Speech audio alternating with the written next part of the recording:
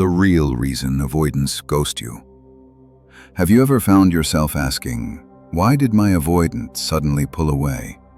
One day, everything feels close, connected, real, and the next, it's like they vanished without a trace. No warning, no explanation, just silence. It's confusing, isn't it? You replay every conversation, every moment, wondering if you said something wrong, if you pushed too hard, or if you missed a sign. But what if I told you the reason they pulled away has nothing to do with you? And what if I also told you it's not because they didn't love you, or because they're incapable of love, or even because they're afraid of commitment? The truth runs so much deeper than that.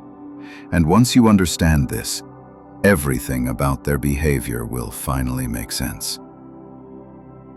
So let's get real about what avoidants are actually afraid of. The fear that drives them to pull away, to disappear, to ghost the very people they love most. What avoidants fear the most. At their core, avoidants don't fear love itself. They fear what love demands of them. They crave connection just like anyone else does. They want closeness, belonging, safety, warmth. But the moment that connection starts to feel too close, too real, too intense, something inside of them starts to panic. They don't pull away because they stopped caring. They pull away because caring too much feels dangerous. For an avoidant, love feels like losing control. It feels like being trapped inside something that could swallow them whole. The root of the avoidance fear. Here's the truth. Avoidants are not afraid of you. They're afraid of what love does to them. Love, by nature, requires surrender. It asks for openness, vulnerability, and trust. When you say, "I'm yours," what you're really saying is, "I trust you with my heart. I trust that you won't destroy me." For most people, that's a risk they're willing to take. But for an avoidant, that risk feels impossible. Because somewhere in their past, usually in childhood, they learned that closeness equals danger, that love isn't safety, love is pain. They learned that if they let their guard down, someone would hurt them, abandon them, neglect them, or shame them for having needs. So they built walls, and those walls became their armor. Hyper-independence became their survival mechanism. It's not pride, it's protection. It's not that they don't need you, it's that admitting they do feels like emotional death. Why they pull away when things feel too good. This is the part that confuses so many people. You start getting closer.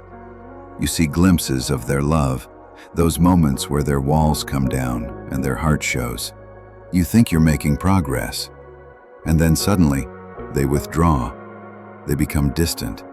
They act cold. They ghost. You think, what happened? But to them, this is their nervous system going into survival mode. Deep down, they're terrified that if they give themselves fully to someone, they'll lose control.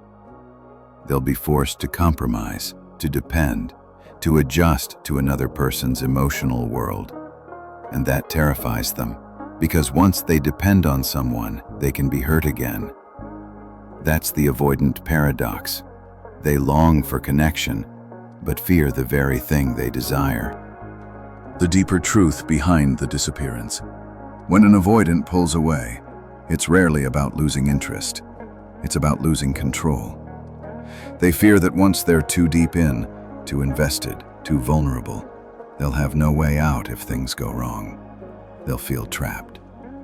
And before that happens, they run. They run to preserve their sense of freedom. They run to protect their heart from the possibility of being destroyed. Because in their mind, love is not just a feeling. It's a risk, a threat. So they leave before they can be left. That's why so many of them disappear without warning. To you, it's sudden and cruel. To them, it feels like survival.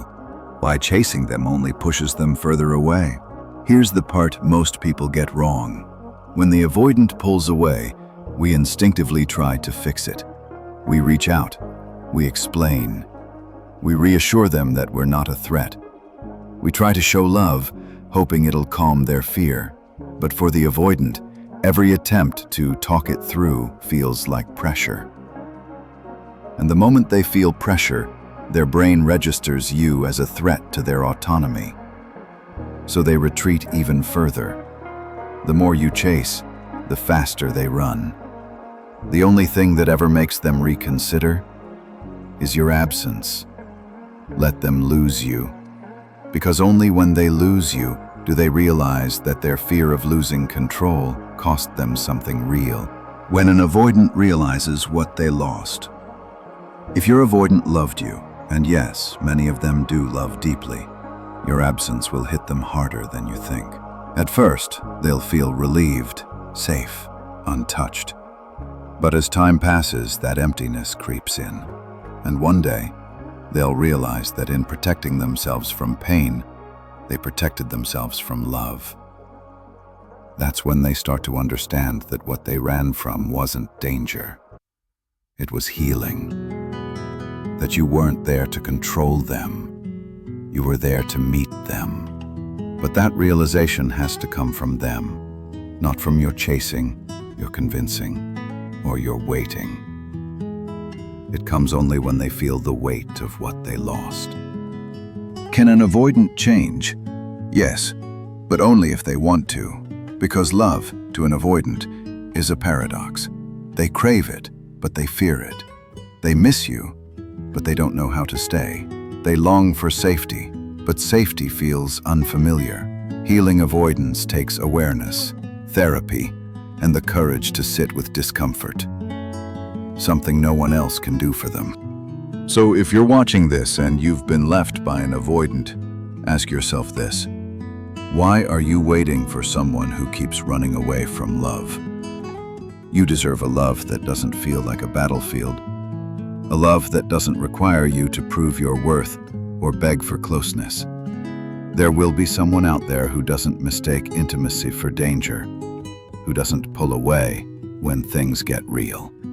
And when that love comes, you'll finally understand why it never worked with the avoidant.